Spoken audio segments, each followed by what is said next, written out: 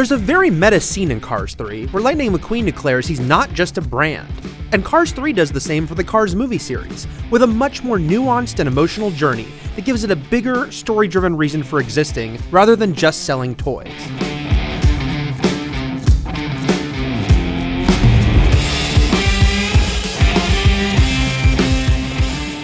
The story begins with Lightning, again voiced by Owen Wilson, suddenly being supplanted as the hotshot racer to beat on the circuit, as a new generation of cars takes center stage, led by the flashy and formidable Jackson Storm, played by Armie Hammer. When a big crash sidelines Lightning completely, it casts doubt on whether he can or should ever race again. Your racing days are coming to an end. This is where Cars 3, unlike the first two movies, feels like it's actually about something. Lightning's story is filled with allegory and metaphor in that classic Pixar manner. He's determined to end his career on his own terms, even as he has to acknowledge he's not what he once was.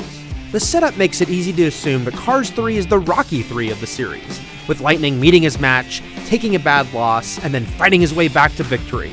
But the film has more on its mind than that, taking a good hard look at what it's like to be an aging athlete, or any aging professional.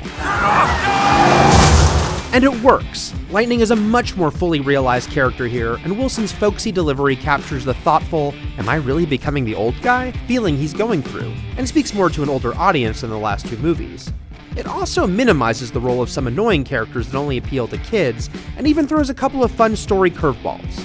Meanwhile, Lightning's dynamic with his energetic trainer Cruz, who basically replaces Mater here, is great and easy to invest in, with Cristela Alonso's voice perfectly capturing her amusing mixture of enthusiasm and trepidation as we learn about her own hopes and dreams for what might have been. It is surprising though just how unnuanced Jackson Storm is. He's a very one-note antagonist and has zero layers. You have no idea what a pleasure it is for me to finally beat you. Did you say meet or beat? I think you heard me. Though Cars 3 contains some very funny scenes, it also has some off moments and the humor is hit or miss. On top of that, it still has the innate oddness of being about talking cars in a world made only of cars. Little kids who adore this franchise clearly aren't hung up on the weirdness of this world, but it's still present for adults. There are some typically impressive Pixar visuals throughout the film, with the exciting scenes of the cars racing looking better than ever, and often eerily realistic, as long as you're watching those cars from afar or behind and don't see those eyes where the windshields should be. It's also notable how the characters and events of Cars 2 are utterly ignored. On the other hand, the first film's Doc Hudson is incredibly important again. Lightning spends a lot of time thinking about Doc, and voice recordings of the late Paul Newman done for the first film are stirringly used several times. It's notably effective, and what occurs here actually helped me retroactively like the first Cars a bit more. You can't turn back the clock, kid, but you can wind it up again.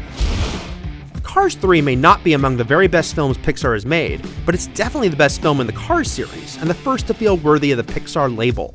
It's got more in its mind than simply Lightning trying to win a race, and truly resonates with an audience beyond the kids who love it already.